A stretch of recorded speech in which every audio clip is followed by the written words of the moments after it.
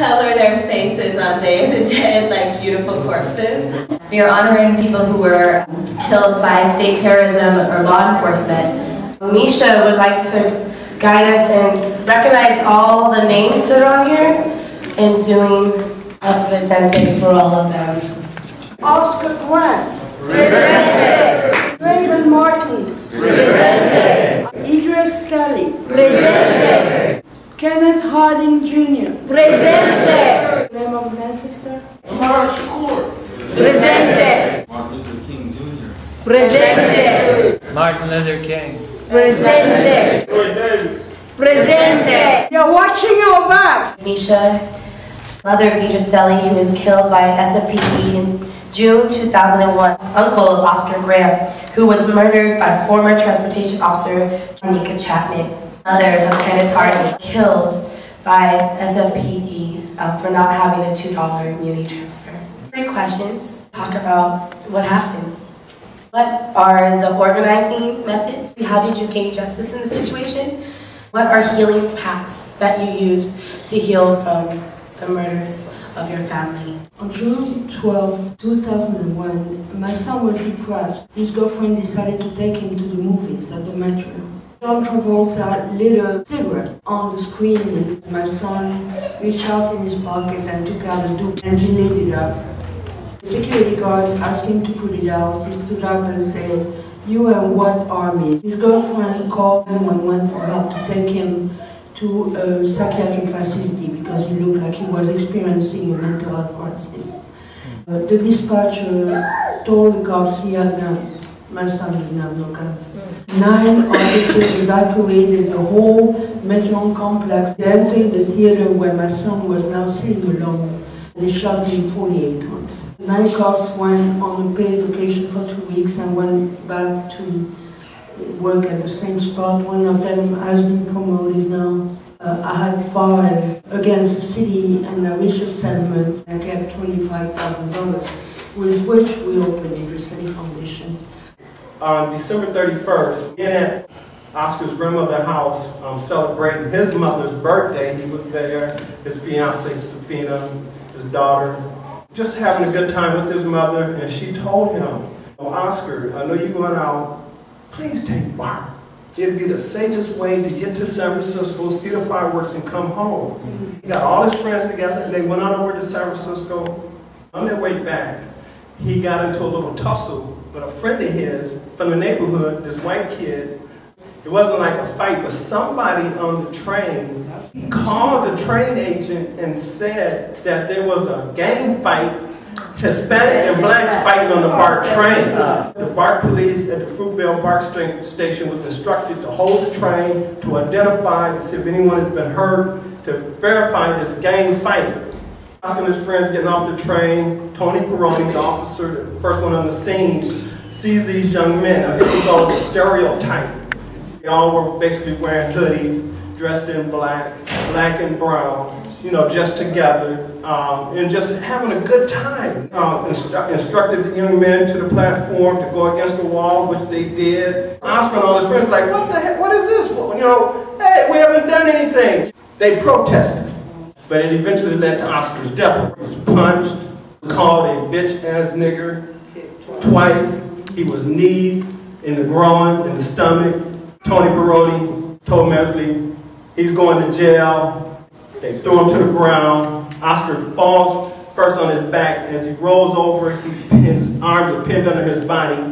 Tony Peroni is 6'1", 250 pounds. He was pushing Oscar's face through the concrete with his knee on his neck. Oscar would say, "I can't breathe." When we saw Oscar's body, the whole side of his left face was fractured. The bones was actually crushed in his face. Mesli is 6'7", 270 pounds. He's on Oscar's back. His arm is pinned under his body. Tony Peroni then switches his position and put his left knee on Oscar's neck, continued to push his head down. Oscar was able to bring his arm from underneath his body to his back, crisscrossed his arms to be handcuffed. Then Mesli stands up and shoots him in the back.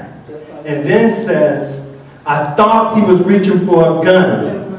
The taser story never came out until he got his attorney, Michael Raines, who concocted the story about a mistaken pulling the weapon instead of his taser. Oscar was shot center mass in the back, bullet hit the concrete, came back up, penetrated his lungs. He then turned to Tony Peroni and said, "You shot me." Like, why? I hadn't done anything. Before his death, he said, "I have a baby, Tatiana." He had promised her that he was going to take her to Chuck E. Cheese that next morning. "I want to go home. Everybody calm down." He was the peacemaker on that platform. Oscar died on that platform. On July 16th, he was stopped on the T train by the police and asked to show proof of purchase, and when he didn't, he was escorted off the train, where he gave chase, and he was shot 10 times in the back, made to lay on the ground for over 28 minutes to bleed out and die. He was denied medical attention. The paramedics were right there, but the police wouldn't allow them to come into the scene. Campaign demands, if any of those were met, and what were the strategies you used to meet those campaign demands? Reinventing grassroots activism, street action and legislative action. In the Oscar Grant case, the demand was that Johannes Mesha be sent to, not jail, but sent to prison for the murder of Oscar Grant. The jury came back with a guilty of involuntary manslaughter, slap in the face, a 10-year sentence in prison for the use of a gun that resulted in the murder of an individual. And the judicial figure, Judge Robert Perry, took that off the table. Even just a guilty verdict of involuntary manslaughter, and Johannes Mesha was sentenced for 2 years on November 5th, and ended up doing 11 months. His attorney, Michael Raines, appealed that, where Johannes Mesha made the announcement that he would like to get his job back and the gun back in his hand. Of course, we as a family and the community again spoke out loudly about that, and the California Supreme Court denied it. Yeah. We saw Oakland catch on fire. We had a port shut down on October 23rd. Yeah. It cost California millions of dollars.